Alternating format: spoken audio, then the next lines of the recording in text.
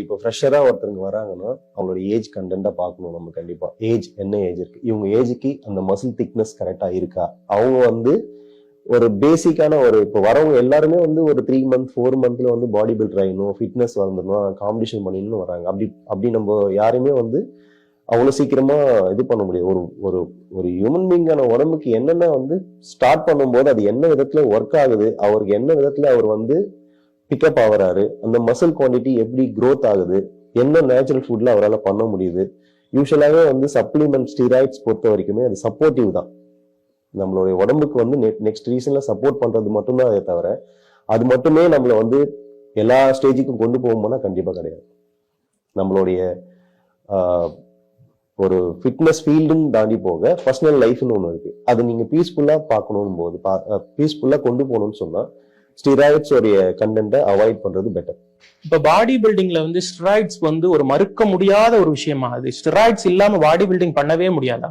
Steroids வச்சுதான் பண்ணணும்ன்றது பாடி பில்டிங்ல இல்லை. ஸ்டீராய்ட்ஸ்ன்றது வந்து நம்ம இண்டிவிஜுவலா நம்ம போய் ஸ்டீராய்ட்ஸ் ஃபாலோ பண்றதுனால ஸ்டீராய்ட்ஸ்ன்ற ஒரு கண்டென்ட் இருக்கு.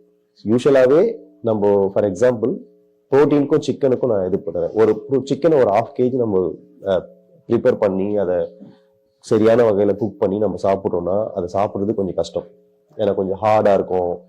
அது ஹீட்டா இருக்கும் போதே நம்ம சாப்பிட்டா கூட அது கொஞ்சம் ரஃப்னஸ் இருக்கும். ஏன்னா செஸ்ட் பீஸ் பொறுத்த வரைக்கும் தான் பியூர் ப்ரோட்டீன் கிடைக்கும். லெக்ஸ் பீஸ்ல எல்லாம் பாத்தீங்கன்னா சிக்கன்ல உங்களுக்கு அதோட குவான்டிட்டி வந்து அதோடைய ப்ரோட்டீன் லெவல் வந்து கொஞ்சம் குறையும், ஃபேட் லெவல் இன்க்ரீஸ் ஆகும். ஸோ நல்ல ஸ்டேஜ் போய் நல்லா ட்ரைனஸ் கொண்டு வர ஒரு ஃபிட்னஸ் பர்சன் ஒரு ஸ்போர்ட்ஸ் பர்சன் என்ன பண்ணுவார்னா அந்த சிக்கனை தான் சாப்பிடுவாரு. ஸோ அது வந்து ஒரு 3 times 4 times அது பர் டே அப்படி சாப்பிடும்போது அதுவே சாப்பிடும்போது கொஞ்சம் கஷ்டமா இருக்கிறதுனால அந்த ப்ரோட்டீன் ஷேக் எடுத்துக்கிறாங்க. ப்ரோட்டீன் ஷேக் வந்து பியூர்லி ஃபார் மில்க்ல இருந்து ப்ரொடியூஸ் பண்ணி கொண்டு வர ஒரு விஷயம் தான். அதுவே ஓவரா போகும்போது அது ஒரு பவுடரா நம்ம ஷேக் பண்ணி நம்ம உடம்புல இன்டேக் எடுக்கிறதுனால தண்ணி நிறைய குடிக்க வேண்டியது வரும். ஸோ அந்த டைம்ல தண்ணியும் குடிச்சுதான் ஆகணும். ஸோ பாடி ஹீட்னஸ் அதிகமாகும். ஸோ அந்த மாதிரி விஷயங்கள்லாம் வரும்போது அவங்க அதை ப்ராப்பரான வேலை பார்த்துக்கணும். ஒரு ஐடில ஒர்க் பண்றாரு. இப்போ நான் ஐடில ஒர்க் பண்றேன். நான் ஐடில ஒர்க் பண்ணிட்டே அது என்ன பண்ணுவேன், நான் வந்து சரியான முறையில எனக்கு தண்ணி எடுக்க முடியுமா கேட்டா ஒர்க்குன்ற ஒரு கான்செப்ட் தான் நமக்கு முக்கியம். ஒர்க்ல இருக்கும்போது நம்மளோட எந்த இதுவுமே பண்ண மாட்டாங்க. ஸோ அந்த மாதிரி ஒரு சில நேரத்தில் தவிர்த்தால் நம்மளோட இந்த வேப்பையும் நம்ம ஃபாலோ பண்ற மாதிரி இருக்கும். அது இல்லாம கரெக்டான ஒரு வேலை கொண்டு போறது கரெக்டான ஒரு ப்ரொசீஜர் சொல்றேன். டே பை டே நீங்க உங்களை இது பண்ணும்போது தான் நீங்க எடுக்கிற ரெஸ்டையும் நீங்க எடுக்கிற இன்டேக்குக்கும் உங்களுடைய பாடி கண்டிஷன் ஒர்க் ஆகும். Day by day step by step increase பண்றது பெட்டர். ஒரேடியா ஆமா. இன்னைக்கு உங்களால ஃபார் எக்ஸாம்பிள் நீங்க நடந்தாலே கிடையாது, நீங்க நடக்கவே மாட்டீங்க.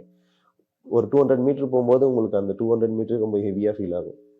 நீங்க மறுநாள் பிராக்டிஸ் பண்ணி 200 மீட்டர் தாண்டி 250 மீட்டர் நடக்கும்போது பரவாயில்ல, 200 தாண்டி 250 மீட்டர் நான் நடந்துட்டேன்.